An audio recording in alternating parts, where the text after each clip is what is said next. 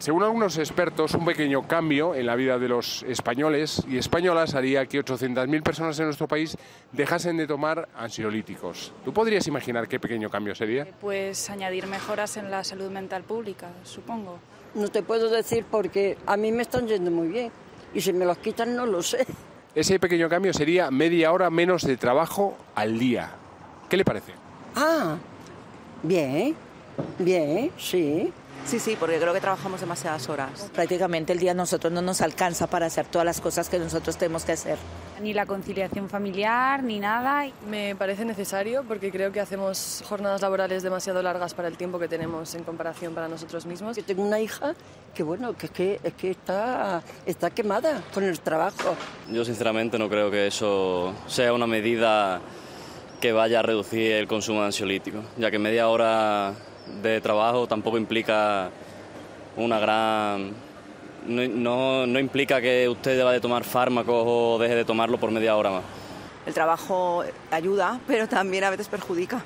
Vivimos para trabajar. Estoy pasmada. Hay expertos que aseguran que reducir la jornada laboral podría conseguir que cientos de miles de personas dejaran los ansiolíticos. Parece que uno de los factores que mejor determina si una persona trabajadora desarrollará ansiedad es la cantidad de tiempo libre que su jornada le deja para estar con su familia y sus amigos. Su tiempo libre. Y en este asunto, en España no podemos presumir mucho. Somos el peor país de la Unión Europea en este aspecto. 1 de cada 5 personas trabajadoras dice no tener suficiente tiempo para estar con su gente.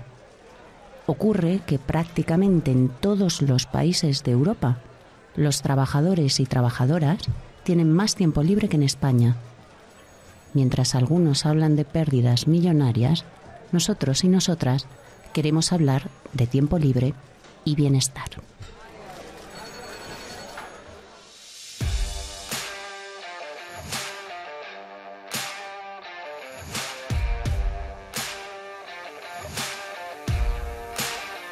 Gente con clase, el podcast de Comisiones Obreras.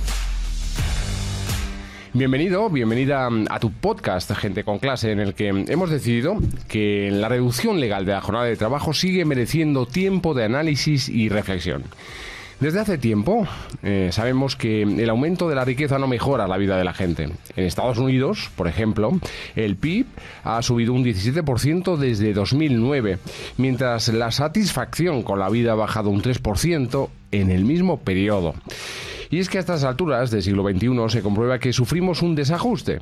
En una reciente publicación del Foro Económico Mundial, los Estados Unidos, de situarse en el grupo de cabeza entre los países más ricos del mundo en cuanto a nivel de crecimiento, la 9ª posición, descendían al grupo de cola, posición 23 de 33 países. Cuando se evalúa su nivel de inclusividad o bienestar social, mental, sanitario, puede decirse que estarían transformando su crecimiento en subdesarrollo en algún término, ¿verdad?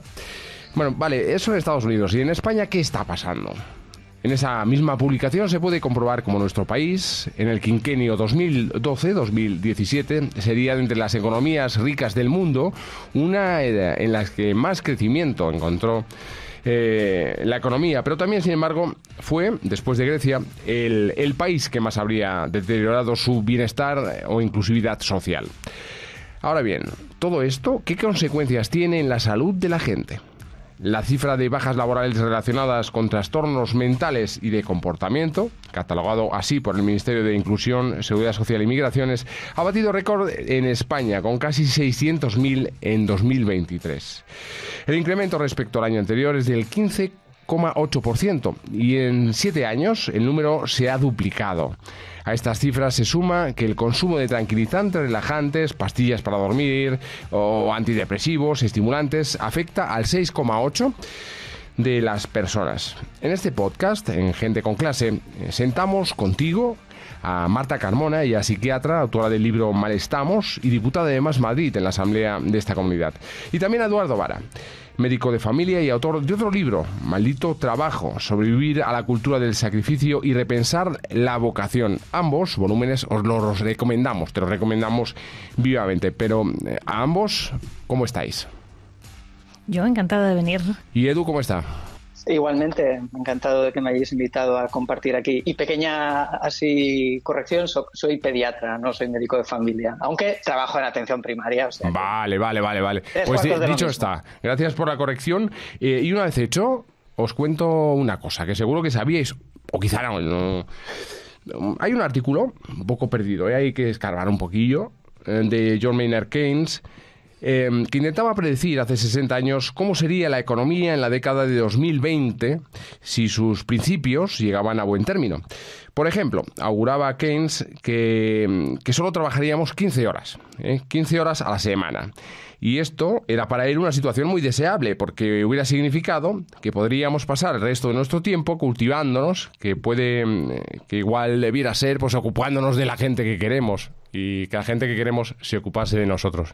¿Qué os parece este vaticinio de John Maynard Keynes? Que se equivocó de fecha. Sí, está claro. Pero solo de fecha. Hablaba de 2080, ¿no? Porque vamos a llegar. Yo estoy absolutamente convencida de que el horizonte al que hay que caminar es ese, y que aunque estemos pasando por fases en las que de repente nos lo intentan borrar del horizonte y casi quieren que volvamos a los escenarios laborales de la revolución industrial, con adultos, ancianos y niños trabajando 16, 18 horas diarias, ¿no? Que escuchas a veces a ciertos representantes políticos y representantes de la patronal diciendo este tipo de cosas, ¿no? Incluso en Corea del Sur esto se llegó a proponer, ¿no? Está lo de la jornada semanal de 80 horas.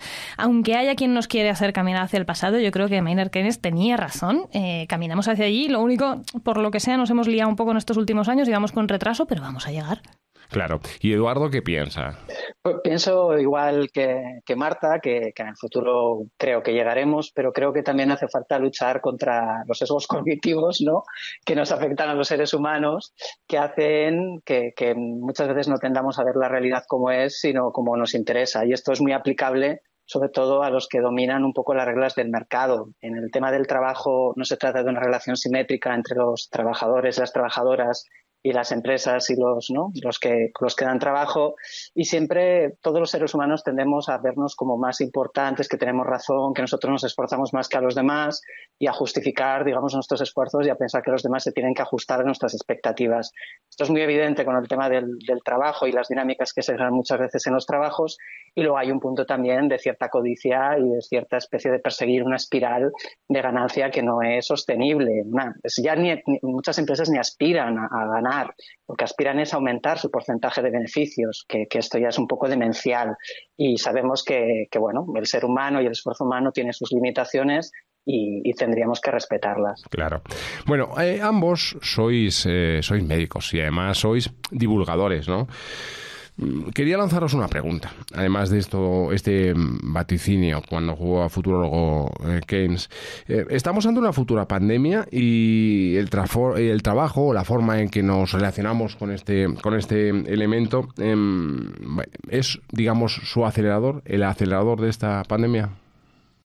¿No? Veníamos de todas estas décadas del fin de la historia, ya hemos llegado, ya se ha terminado todo, manteniendo unos niveles de desigualdad terribles, manteniendo unos niveles de injusticia terribles, pero que esa dinámica y esa narrativa estaba asentada y era como imposible pensar en mejoras, porque ya con el estado de bienestar ya habíamos hecho absolutamente todo y ya no había ni un solo avance social, ¿no? De ahí que la jornada laboral no se haya tocado en extensión durante un montón de tiempo, porque ya habíamos terminado, la historia había acabado, habíamos hecho los deberes, estaba todo al día ya. De repente van a aparecer una serie de escenarios en los que se van a abrir ventanas de oportunidad para cosas terribles, pero creo que justamente también para que disputemos todo eso y para que digamos, no, la vida en el centro, lo que necesitamos es recuperar los principios básicos que nos han hecho avanzar, y uno de ellos es precisamente el reconsiderar cuál es el rol del trabajo en nuestras vidas. Y ojo, que cuando hablamos de trabajo y de reducir la jornada laboral, pensamos en el trabajo productivo y lo que está estandarizado como jornada laboral habitualmente, pero la parte penosa del trabajo de cuidados tiene que estar aquí también. Correcto. ¿Vale? Porque si reducimos el trabajo productivo, pero hay gente que sigue teniendo unas jornadas de trabajo reproductivo de 10, 12, 15, 24 horas al día, pues hemos hecho un pan con unas tortas, y esto tiene que estar sobre la mesa.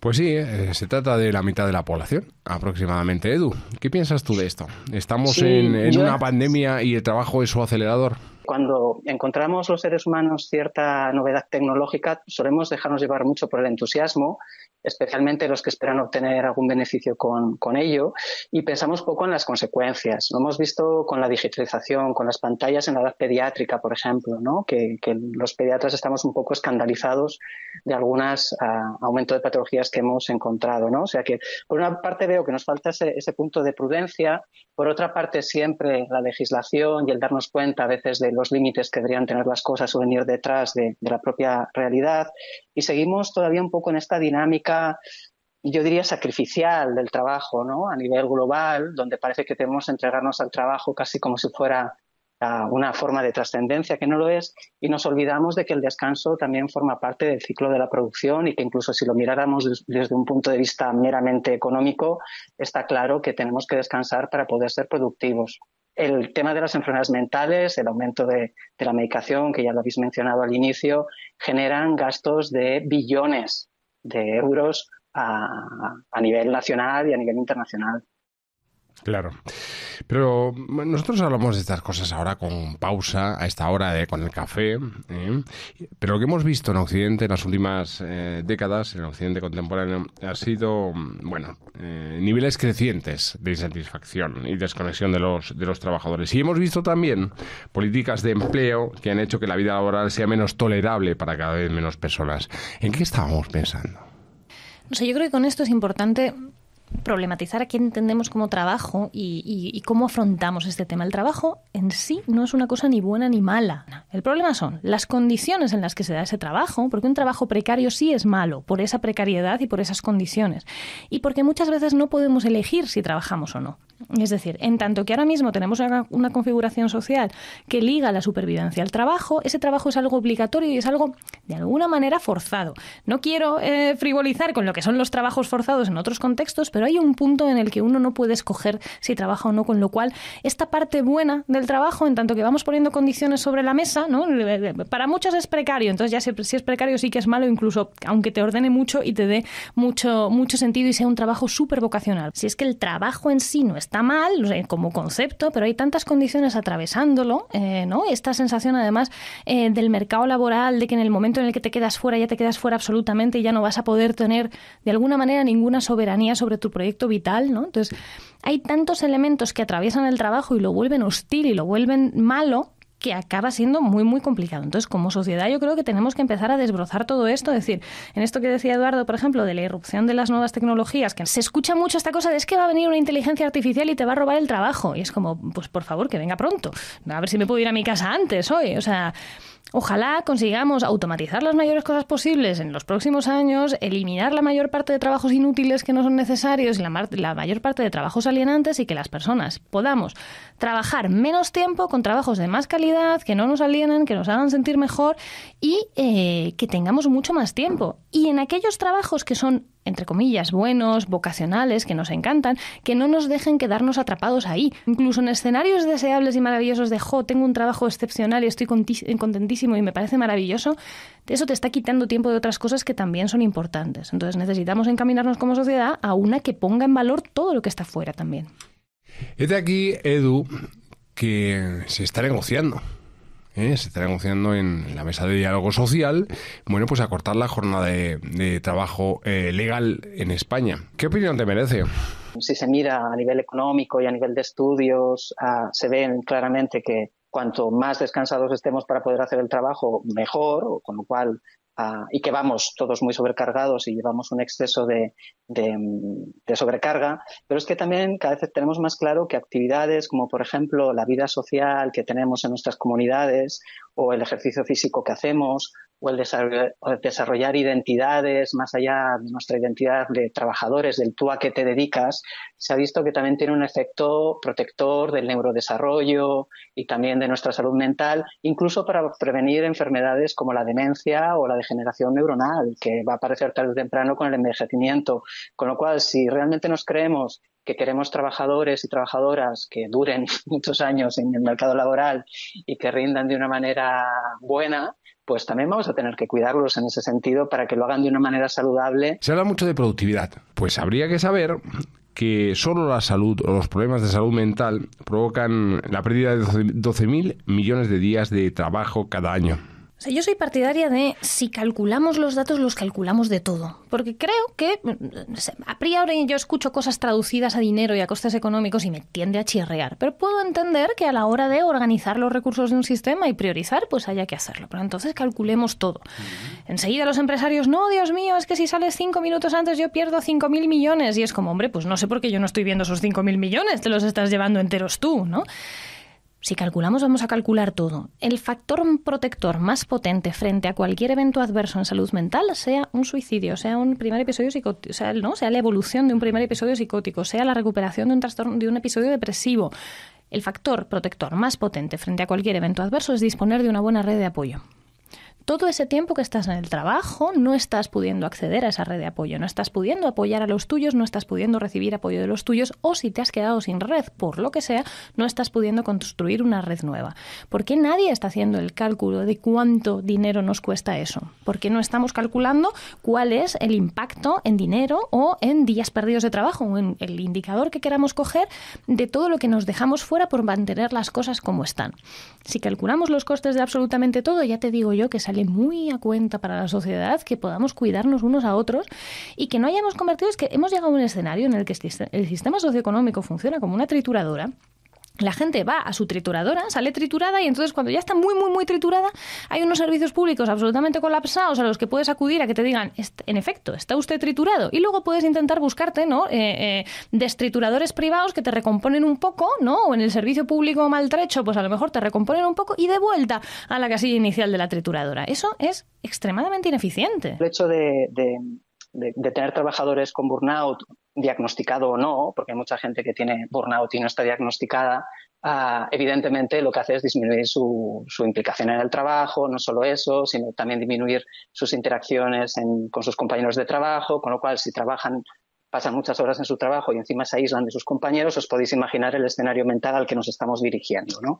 Por otra parte, con el tema de las medicaciones, que en sí mismas ya suponen un gasto sanitario importante, y que también lo podríamos cuantificar, hay una parte cualitativa de la que hablamos poco, es de cómo afectan algunos medicamentos a la capacidad de empatía de las personas que lo toman. Lo que se ha visto en los estudios es que ese embotamiento, que te embota tu propia sensación de dolor, también altera la manera en que tú percibes el dolor ajeno. Es decir, tener personas medicadas equivale a tener personas con algunos medicamentos en concretos, tiene que ver con personas que tampoco pueden empatizar tan fácilmente con los sentimientos de otras personas, porque para percibir el dolor ajeno tenemos que imaginarlo, y para imaginarlo tenemos que utilizar los mismos sistemas neurológicos que utilizamos para sentirlo. Con lo cual, medicar una sociedad más medicada es una sociedad también menos empática y que va hacia un destino menos empático. La gente trabajadora es heterogénea. Y no solo es que estemos muchos y muchas cansadas, agotadas, sino que además nos sentimos culpables de ello. O sea, esto es algo muy curioso porque emplaza incluso en gente muy politizada y gente que tiene una visión como muy macro de el sistema socioeconómico, de las condiciones de vida, que te hace un análisis estructural impecable, pero que luego a la hora de aplicárselo a sí mismo es absolutamente incapaz, ¿no? O sea, la narrativa neoliberal sobre los sujetos, ¿no? Sobre qué somos, nos ha colonizado tanto que incluso ni siquiera desde la oposición en la que tú estás intentando ver la foto completa, eres capaz de verla para ti. Para mí esto se ve muy gráficamente en esto que ha pasado en las librerías en los últimos 20 años, que tú te acercas a la sección de psicología y en realidad no hay nada de psicología ahí, es todo autoayuda, y los títulos de los libros de autoayuda son absolutamente indistinguibles de los libros que recomiendan inversión financiera. Son los mismos campos semánticos, las mismas palabras, y de hecho si abres al azar cualquiera de esos dos libros, las frases son perfectamente intercambiables, ¿no? Es una cosa de exaltación de la hiperindividualidad, construye de ti mismo, supera todos los miedos y de alguna manera serás millonario, ¿no? En un caso que es absoluto pensamiento mágico y es un poco, en realidad, pues yo creo que la religión contemporánea más prevalente es este culto al dinero y culto a la individualidad y a convertirte, ¿no? A pegar un pelotazo y a convertirte en millonario de alguna manera. Y te metas en el ecosistema laboral en el que te metas, te acabas encontrando esto mismo, y es porque cuesta muchísimo salir de la narrativa hiperindividualista.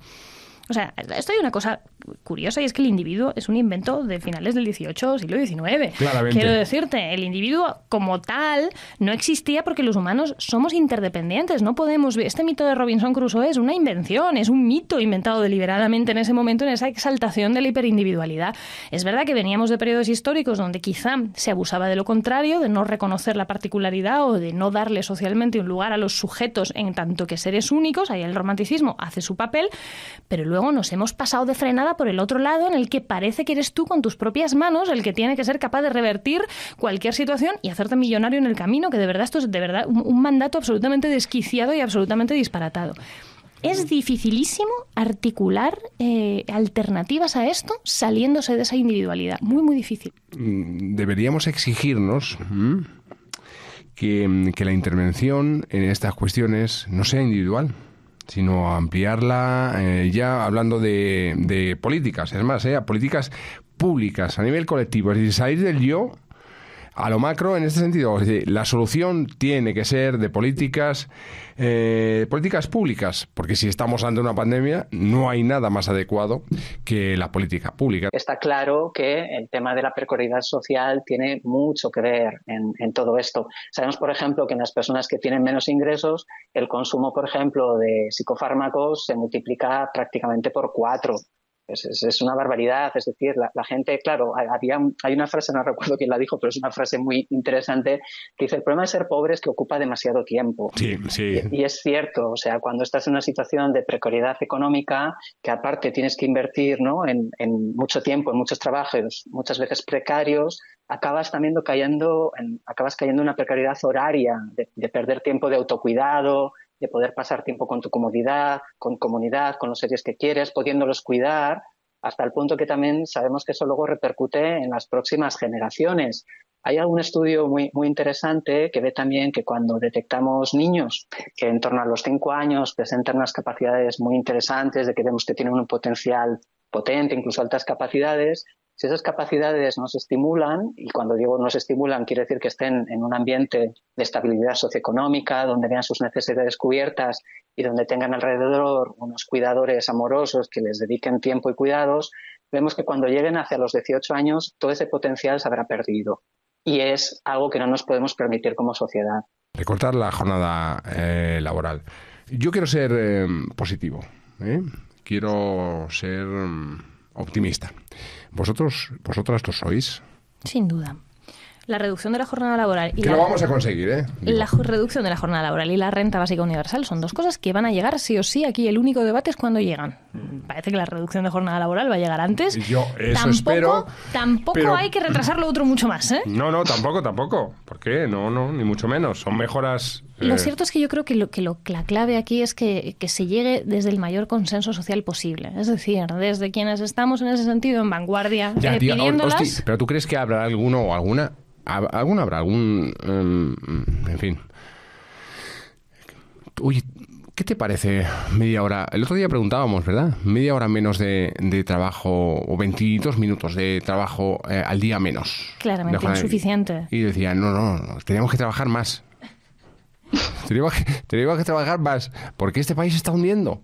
Siempre está quien dice la estracanada de hay que trabajar más, pero lo cierto es que cada vez hay más consenso social en esto. Esto es como lo de la eutanasia, salvando las distancias, que no se parecen, pero llegó un momento en el que hasta en los sectores más conservadores era absolutamente hegemónico que la gente que necesitaba una eutanasia tiene que poder acceder a ella. Y son solamente algunos políticos concretos y algunos sectores ultraconservadores muy minoritarios quienes ladran en contra de esto. Con la jornada laboral tiene que acabar pasando lo mismo. Quienes estamos en una posición más vanguardista en este tema tenemos que dar la matraca continuamente, traer testimonios continuamente, traer todas las presentaciones y todas las formas de las cuales las jornadas laborales extensas dañan, y de así conseguir que hasta la gente más conservadora y hasta la gente que habitualmente habría dicho no, es que hay que trabajar más, diga no, hay que trabajar menos horas con más calidad, hay que trabajar mejor pero menos horas, hay que tener más tiempo para los nuestros, y eso estamos bastante cerca de conseguirlo porque cada vez está más extendido. Claro, pero es que ¿a quién se le puede ocurrir, Edu, que hablábamos de las tracanadas, que desde 1983, que es la última reforma de la reforma legal de la jornada de trabajo en este país, a 2024, donde nos hallamos felizmente, tantas cosas que rodean al mundo del trabajo han cambiado. Y sin embargo, el tiempo del trabajo sigue siendo el mismo, pero estamos locos. Yo también quiero ser optimista con el futuro, en el sentido de que creo que las nuevas generaciones lo ven mucho más claro y son ellas las que van a tener también que liderar, y ya lo están haciendo, creo, liderando también un poco este momento, y vemos que claramente no están dispuestos a jugar en estas reglas de esta dinámica sacrificial, ¿no? De entregarse al trabajo como si fuera una religión. Es que el problema no es solo que debamos trabajar menos horas, también debemos decir que no a muchos trabajos que mucha gente por necesidad y porque no tiene otra acaban diciendo que sí, pero si entre todos y todas dijéramos que no, pues ese tipo de abuso laboral acabaría cayendo por su propio peso. Estamos acabando, pero tienes tiempo, Marta, de decirnos lo que quieras y si queréis ponemos un último comentario sobre aquello de la gran renuncia, ¿no? Que fue muy gráfico de lo que estaba pasando en nuestras cabecitas durante y después de la pandemia. Marta. Hay una tensión intergeneracional clarísima. Cuanto más apoyemos desde los que somos mayores en ese sentido, y esta es la generación, ¿no? Es el ímpetu de la generación Z, nos ha llegado tarde, tenemos que poder apoyar eso y tenemos que articular que tiene que caer de maduro, que ya está, que hay formas de organización de la vida que son absolutamente obsoletas. La jornada laboral tal y como la conocemos ahora va en contra de la productividad económica, va en contra de la salud de la población y va en contra de que tengamos una sociedad que se puede cuidar a sí misma y que puede tener una vida decente. Tenemos sí o sí que conseguir esto lo antes posible. Edu, que decíamos, la gran renuncia pasó, ¿eh? Quiero decir que pasó, que ocurrió en el mundo occidental, no es una leyenda, ocurrió por algo. Ocurrió por algo, y en países como Estados Unidos, donde las tasas de paro son menores que las nuestras, pues evidentemente la gente tuvo una movilidad mayor que la nuestra para poder reubicarse o plantearse nuevos rumbos profesionales. En nuestro caso, donde las circunstancias económicas son un poco distintas, fue un poco distinto. Tenemos que aprender de los sectores profesionales que han estado expuestos a la barbaridad de la sobrecarga y del sobreesfuerzo y de que se les ha negado el descanso por maneras de trabajar que eran totalmente en contra de la fisiología humana, y tenemos que, ahora que tenemos tantas evidencias y tantos trabajos que van a favor de lo contrario, pues poner en su lugar el descanso, pero también como un elemento de productividad incluso. Por supuesto que sí. Vamos a echar el cierre. Muy brevemente, a ambos, ¿la vida es eso que pasa cuando cerramos la puerta del trabajo y nos vamos? ¿O eso es demasiado radical? O sea, el trabajo es parte de la vida, pero no puede ser que el trabajo se nos coma la vida. Vale, esa me vale. ¿Y la de Edu cómo es? Que nuestra identidad es una identidad múltiple que va más allá de nuestra identidad laboral. Somos lo que hacemos, y la forma en que colaboramos con la sociedad a través de un trabajo es parte de lo que hacemos, pero no creo que sea la parte más importante de quiénes somos y de qué hacemos por los demás. Eduardo Vara, muchas gracias. Muchas gracias a vosotros. Marta Carmona, lo he dicho, muchísimas gracias. A vosotros. Que nos vemos en otro programa de Gente con Clase. Cuídate mucho y trabaja lo que tienes que trabajar, ¿eh? Lo justo. Un abrazo.